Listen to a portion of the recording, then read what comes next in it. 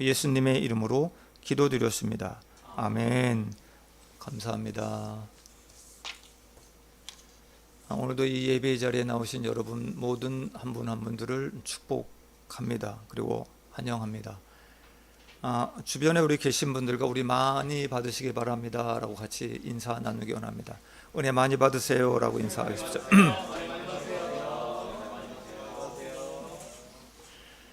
오늘 이 시간도 우리 성령 하나님의 임재 그리고 우리 각자에게 임하시고 또 성령님을 체험하는 시간 되시기를 축원드립니다. 성령님 제게 오시옵소서. 성령님 제게 오시옵소서.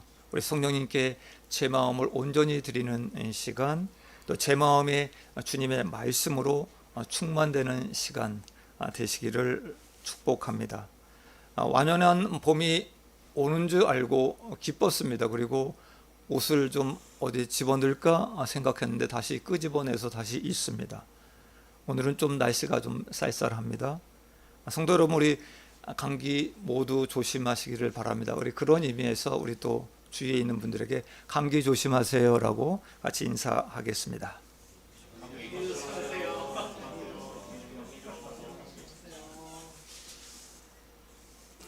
오늘 본문 누가복음 10장 25절에는 한 사람이 등장합니다.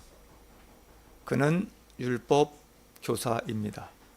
율법 교사는 하나님의 말씀을 연구하고 가르치는 사람입니다. 그냥 오늘날에는 그냥 우리들은 신학교 교수라고 부를 수 있을 것 같습니다. 사회적으로도 명성이 있는 하이 클래스인 그가 예수님을 시험하기 위해 일어나 질문을 합니다. 율법 교사가 했던 두 가지 질문을 좀 살펴보면서 주님께서 우리에게 주시는 말씀에 귀 기울이는 시간 되기를 원합니다. 율법 교사의 첫 번째 질문입니다. 25절을 우리 다 같이 읽겠습니다. 25절입니다. 시작. 어떤 율법 교사가 일어나 예수를 시험하여 이르되 선생님, 내가 무엇을 하여야 영생을 얻으리이까? 아멘. 율법 교사가 질문합니다. 무엇을 하여야 영생을 얻으리이까? 이 질문에 예수님은 26절에서 역으로 다시 질문을 합니다. 예수께서 이르시되 율법에 무엇이라 기록되었으며 내가 어떻게 읽느냐라고 질문합니다. 이 예수님의 질문에 율법 교사는 율법이라면 자신이 너무나 잘 알고 있기 때문에 자신이 충만했습니다. 그리고 신이 나서 대답합니다. 우리 27절 말씀을 우리 다 같이 읽겠습니다. 시작. 대답하여 이르되 내 마음을 다하며 목숨을 다하며 힘을 다하며 뜻을 다하여 주 너의 하나님을 사랑하고 또한 내 이웃을 내 자신같이 사랑하라 하였나이다. 아멘. 역시 신학교 교수님답게 명쾌한 대답을 하였습니다. 여러분, 구약 성경 전체를 요약하면 어떤 단어로 집약이 됩니까? 하나님 사랑, 이웃 사랑입니다. 10계명의 1계명부터 4계명까지 하나님의 사랑을 표현하고 있습니다. 그럼 5계명부터 10계명 마지막까지는 이웃 사랑입니다. 그는 하나님을 사랑하고 이웃을 사랑하는 것이 영생을 얻는 것이다.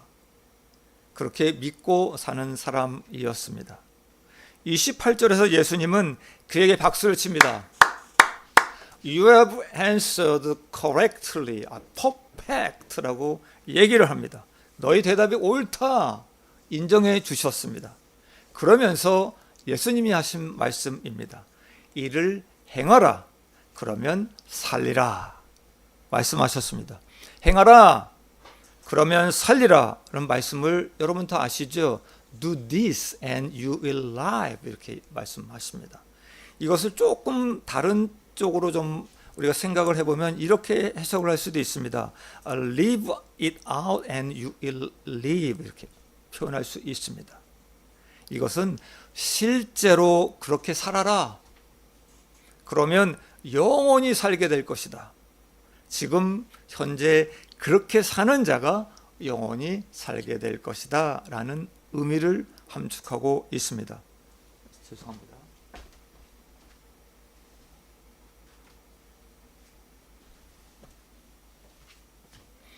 여러분, 영생은 무엇이라고 생각하십니까?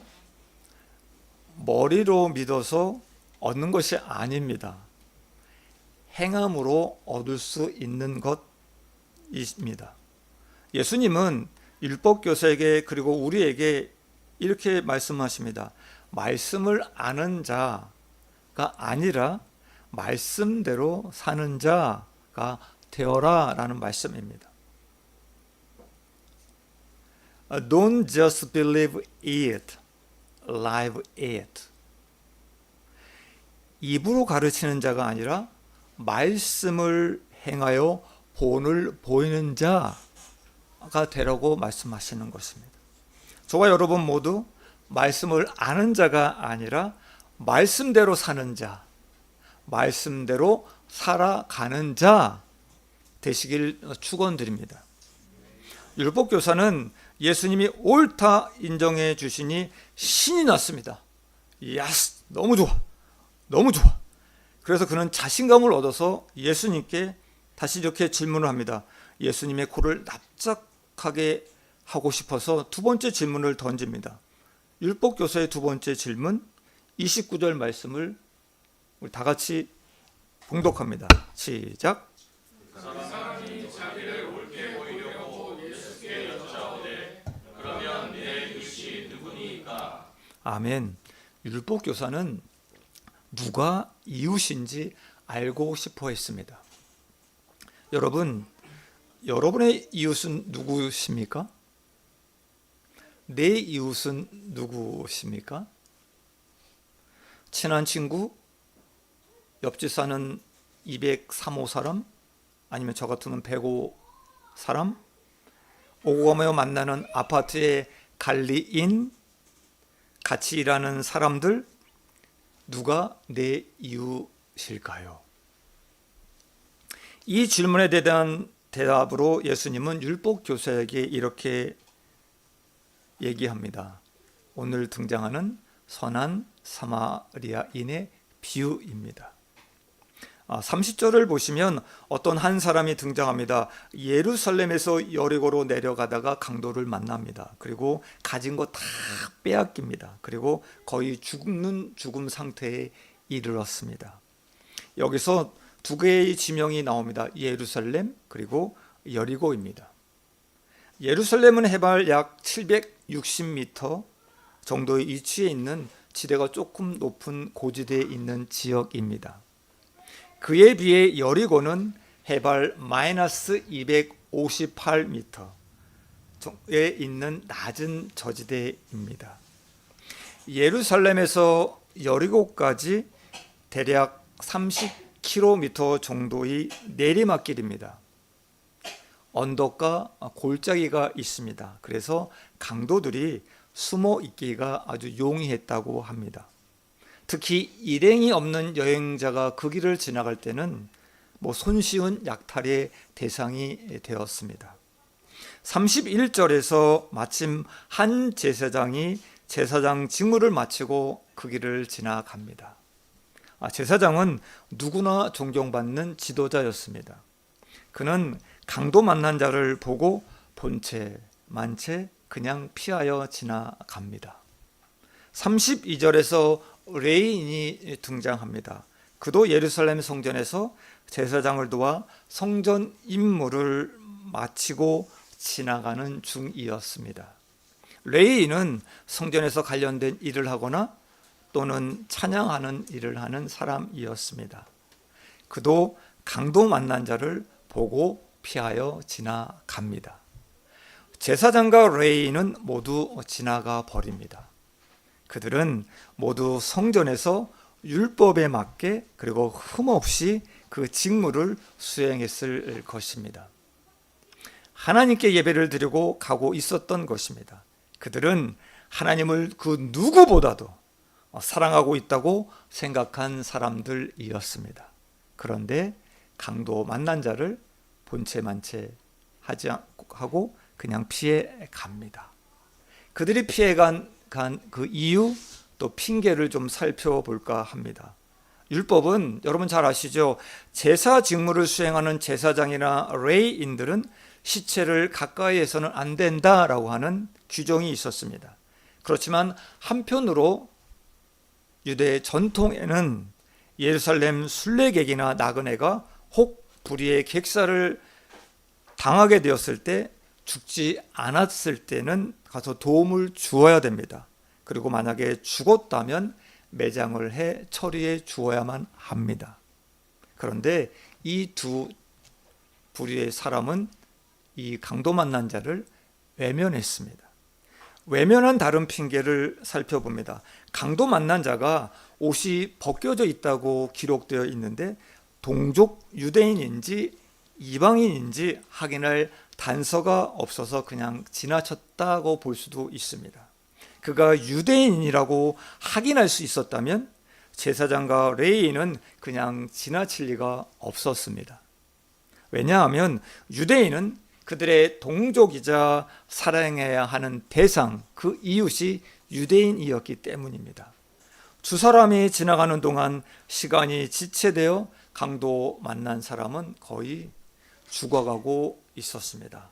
그때 세 번째 인물 사마리아인이 지나갑니다. 사마리아인은 그를 보고 불쌍히 여깁니다. 그리고 가까이 갑니다. 그리고 자신의 시간과 물질을 투자해서 정성껏 그를 돌보아 줍니다. 이 이야기를 들은 율법 교사의 마음은 굉장히 불편해집니다. 그가 복잡한 신경에 골몰하고 있을 때 예수님이 질문을 툭 던지십니다. 36절 말씀의 질문입니다. 시작. 내 생각에는 이 세 사람 중에 누가 강도 만난 자의 이웃이 되겠느냐? 아멘. 이 질문에 율법 교사는 사마리아인입니다 라고 대답하고 싶지 않아서 기록되어 있는 말씀이 있습니다. 자비를 베푼 자니이다 라고 기록되어 있습니다. 강도 만난 자의 이웃, 율법을 철저하게 지켰던 레위인 제사장이 아니었습니다. 율법과 무관하다고 차별하고 있었던 사마리아인이었습니다. 율법 교사의 대답을 듣고 예수님은 37절에서 이렇게 말씀하십니다. 가서 너도 이와 같이 하라 라고 말씀하십니다. 그렇다면 예수님이 이와 같이 하라, 이와 같이 하라 라고 하신 그 말씀, 무엇을 이와 같이 하라고 하신 말씀일까요? 사람들은 이 비유를 들으면서 읽으면서 이렇게 생각을 합니다. 너도, 당신도 선한 사마리아인처럼 구덩이에 빠진 사람을 돌아 죽어라 라는 일반적인 보편적인 윤리 권고로 단지 생각했을 것입니다. 그 의미도 있지만 이 비유 속에는 인종적, 종교적 편견을 언급하는 한층 더 깊은 윤리 교훈이 담겨 있습니다. 예수님은 선한 사마리아인의 이 비유를 통해 이웃에 대한 개념을 저희들에게 말씀해 주시고 바꾸어 놓아 주셨습니다. 율법 교사는 이웃의 범위가 명확했습니다. 그에게 있어서 이웃은 동족 유대인이었습니다. 사랑의 율법을 시행할 대상도 동족 유대인이었습니다. 그러나 예수님은 이웃은 어려움에 처한 모든 사람이다 라고 말씀해 주십니다. 이웃이 누구냐가 중요한 것이 아니라 도움이 필요한 누구든, 사랑이 필요한 누구든 내가 그의 이웃이 되라 라고 말씀해 주시는 것입니다. 유대인이든 이방인이든 상관없다는 것입니다. 예수님께서는 이 사실을 보여주기 위해서 그런 삶을 사셨습니다. 모두의 이웃이 되어 주셨습니다. 예수님의 사역은 유대인에게만 국한되지 않았습니다. 그리고 의인에게만 제한하지도 않으셨습니다. 예수님은 모든 지역에서 그리고 세리와 죄인의 이웃이 되어 주셨습니다. 유대인들은 사마리아인들을 이방인의 피가 섞였다고 상종하지 않았습니다. 그리고 무시했습니다. 더럽다고 그들의 땅을 지나가지도 않았습니다. 밟지도 않았습니다. 사마리아 사람들을 벌레 취급했습니다. 그런데 예수님께서는 그런 사마리아 사람들에게도 복음을 전하러 일부러 그 땅을 가십니다. 아무리 상종해 주지도 않는, 여러분 잘 아시죠? 6번째 남편과 살고 있던 그 불쌍한 한 여인을 만나 주셨습니다. 그리고 그녀의 배에서 생수의 배가 터지게 하도록, 그리고 예배의 눈을 뜨이게끔 도와주셨습니다. 그 마을에 복음을 전파하셨고 소외된 사마리아 사람들의 이웃이 되어 주셨습니다. 예수님께서는 유대 지역뿐만 아닙니다. 그리고 여러분 잘 아시죠? 이방 지역인 거라사 지방에 있는 한 귀신 들린 사람을 찾아가 그를 고쳐 주셨습니다. 그뿐 아닙니다. 예수님은 물고기 2마리 그리고 떡 5개로 모리를 먹이시고 떡 강주구리 12강주리를 남기게 하셨습니다. 그리고 떡 7개와 물고기 2마리로 또 무리들을 먹이시고 7강주리를 남게도 하셨습니다. 여기서 여러분 잘 아시죠? 12와 7의 숫자의 의미를 알고 계시지요. 12는 이스라엘 12지파를 의미합니다. 그리고 7은 가나안 7족속 즉 이방인을 의미합니다. 예수님께서는 이스라엘 백성만 배불리 먹게 하신 뿐만 아니라 이방인도 배불리 먹이셨고 그들의 이웃이 되어 주셨습니다.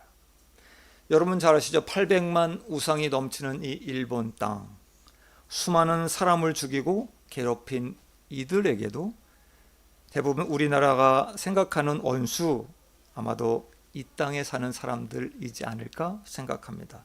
하나님은 이 땅에 때가 되면 꽃을 피게 하십니다. 그리고 알록달록 단풍도 물게 하십니다. 파란 하늘, 좋은 공기도 이 땅 가운데 주셨습니다. 특히 일본의 많은 온천도 멋진 풍경도 아름다운 경치가 있는 곳도 하나님은 허락해 주셨습니다. 저는 이 땅을 다닐 때마다 누구에게나 어느 민족에게나 베푸신 하나님의 그 선하심, 그리고 구별하지 않으시고 차별하지 않으시고 동일하게 베푸시는 그 위대하신 하나님의 사랑을 가끔씩 느낄 수 있습니다. 여러분, 유대인과 사마리아인 사이에는 엄청난 중호심이 있었습니다. 그리고 수십 년간 지금까지도 이어져 내려오고 있습니다. 안타깝게도 그 증오심 오늘날에도 아까 대표기도 하셨죠? 전쟁으로 처해져 있는 상황입니다. 이스라엘과 팔레스타인 아직도 전쟁 중에 있습니다. 이들은 이웃이 될 수 없습니다. 그냥 원수입니다. 예수님께서는 이런 우리들의 완악한 편견, 증오로 인한 그 갖고 있는 그 원수들의 대상들에게도 예수님께서는 말씀하십니다. 사랑하라 라고 말씀하십니다. 누가복음 6장 27절 말씀에 이렇게 기록되어 있습니다. 원수를 사랑하며 너희를 미워하는 자를 선대하라 라고 말씀하십니다. 우리나라 사람들 대부분은 일본을 미워합니다. 그리고 그 감정이 아직도 잔재되어 있는 것 같습니다. 저희 아내 역시 선교지를 놓고 기도를 했습니다. 그때 아내가 생각했던 것, 일본만 아니었으면 좋겠습니다. 하나님, 일본만 선교지가 아니었으면 좋겠습니다. 그렇게 하나님께 기도를 했습니다. 그런데 하나님은 저희에게 일본으로 가라라고 명하셨습니다. 아내는 하나님께 일본만 빼고 어디든지 갈 수 있습니다. 그렇게 기도를 드렸는데 왜 하필 일본이냐며, 그러면 저를 일본에 보내시려면 이 일본 사람들을 사랑할 수 있는 그 힘을 허락해 달라고 기도를 했습니다. 그리고 기도하던 중에 하나님은 말씀해 주셨습니다. 일본이 내가 사랑해야 할 이웃이다 라고 말씀해 주십니다.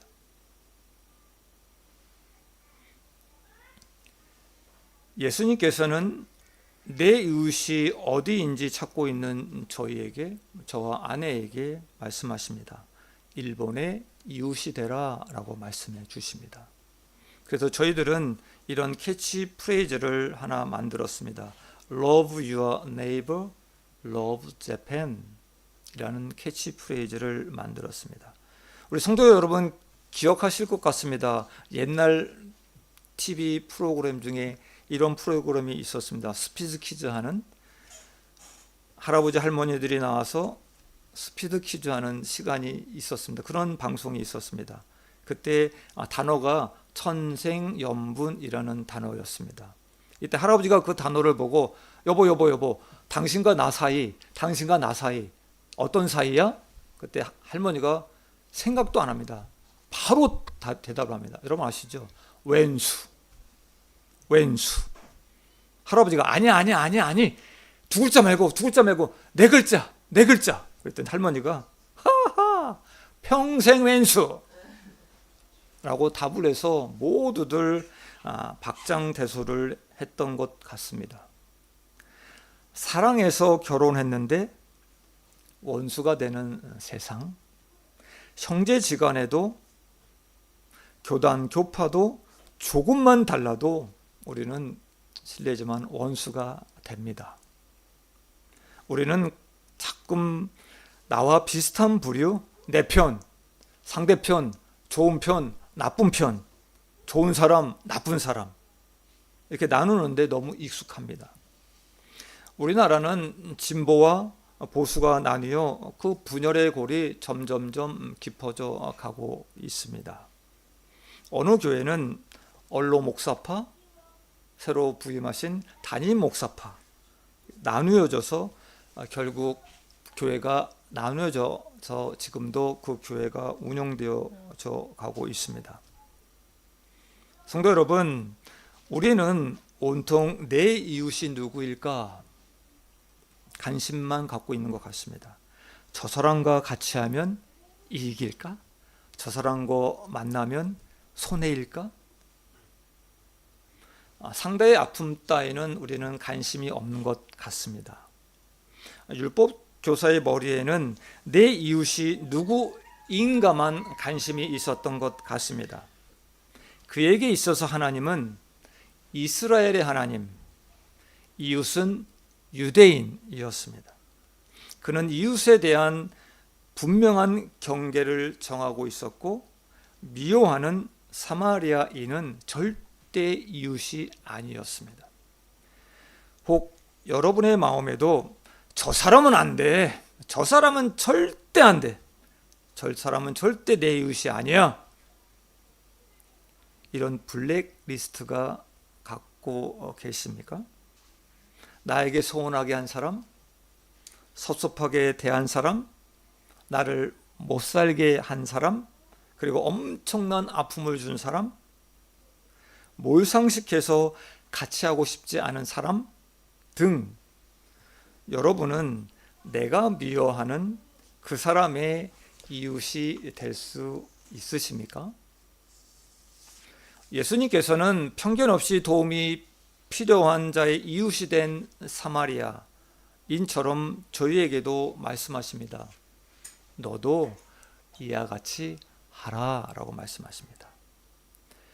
매일 성경의 말씀 묵상을 돕기 위한 묵상과 설교라는 책이 있습니다. 그 책 가운데 그 안에 이재현 목사님께서 주간 예하라고 그 쓴 칼럼 부분이 안성기 씨의 그 MIX, 믹스라는 책의 내용을 보고 우리 이재현 목사님께서 간추려서 요점 정리를 한 글이 있습니다. 제가 읽어드리겠습니다. 요즘 명품 브랜드는 A급 디자인에 B급 디자인을 섞는다. 물론 처음부터 둘 사이가 좋았던 건 아니다. 2000년 루이비통은 자신들의 디자인을 도용한 B급 슈프림을 고소했고, 슈프림은 제품 생산을 중단했다. 그리고 10년이라는 시간이 흘렀고 패션에 대한 사람들의 생각이 달라졌다. 모든 유행은 거리에서 시작되었다. 거리 유행은 루이비통보다 슈프림이 한 수 위다.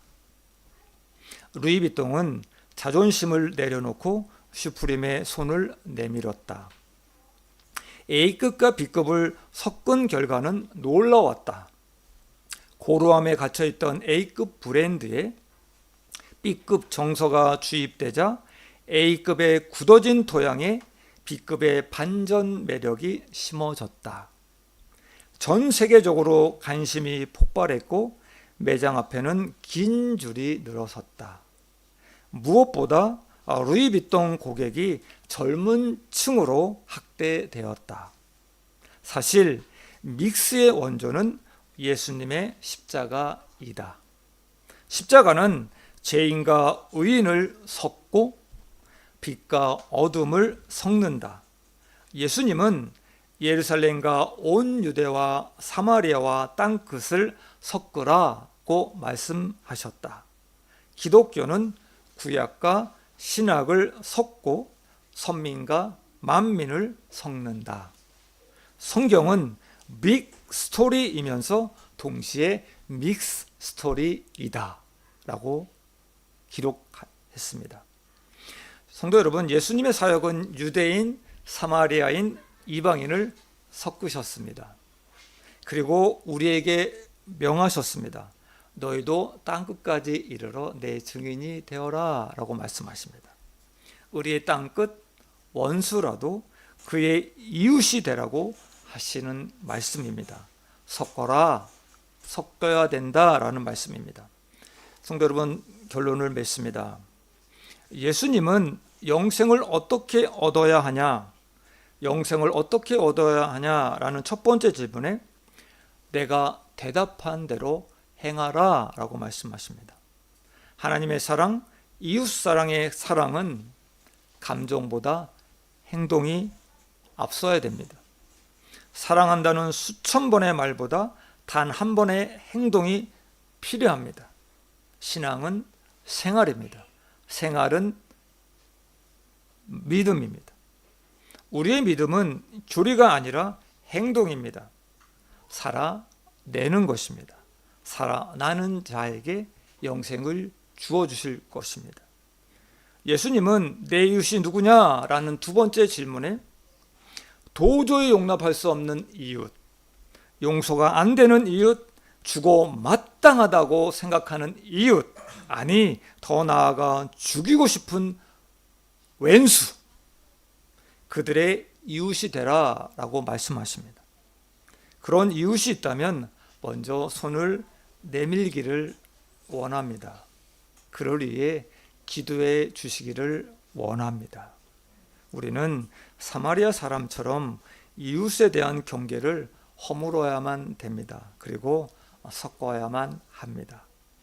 사랑하는 성도 여러분, 오늘은 부활의 기쁜 소식을 전하기 위해서 전도 포스팅 우체국 전도를 하려고 나갈 겁니다.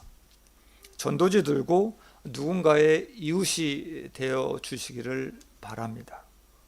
불쌍히 여겨 가까이 가서 강도 만난 자의 사마리아인처럼 저희들도 그렇게 하기를 원합니다. 너도 이와 같이 하라. 아멘. 그 음성에 순종하는 저와 여러분 되기를 원합니다. 기도하겠습니다.